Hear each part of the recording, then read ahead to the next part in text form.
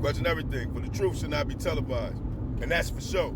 So with that, so I spoke on the Bloody Sunday, out there in Alabama when it comes to the Edmund Peters Bridge. And, Kamala Harris and them went out there at a massacre that happened to our people and went on a spill about Gaza. Because the Gaza problem that's happening out there in Gaza has nothing to do with us as Aboriginal Negroes, nor do it have anything to do with our massacre that happened on that bridge. But see, why would she be up there talking about Gaza instead of reparations for our people? You know why? Because they're advocating to push reparations for Gaza, for the Palestinians and so on. That's what it's for. They're setting up the floor for them to get reparations, but not you and I. Excuse me. So Kamala Harris is going to come up there and do all that speaking at our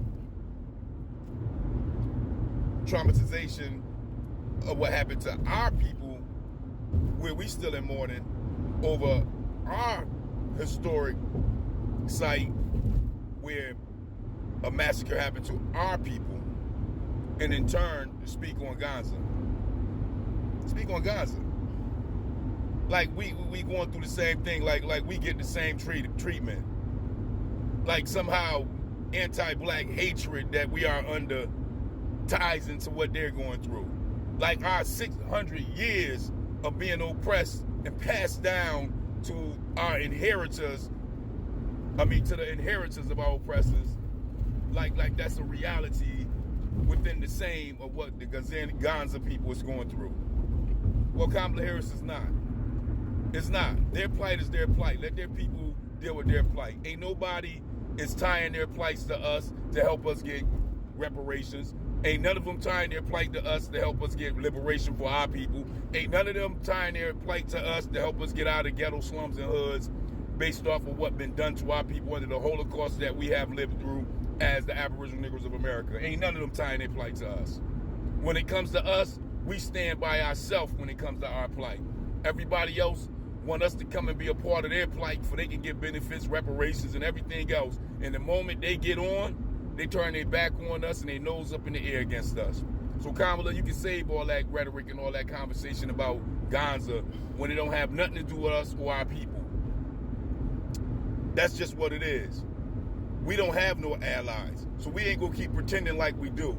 Because every time we align ourselves with others and their national problems on their lands that has nothing to do with what United States done to the Aboriginal Negroes of America, all we do is get the middle finger after it's all said and done from all these other nations. And that's just the truth. That's our history with helping all these other nations. They don't help us.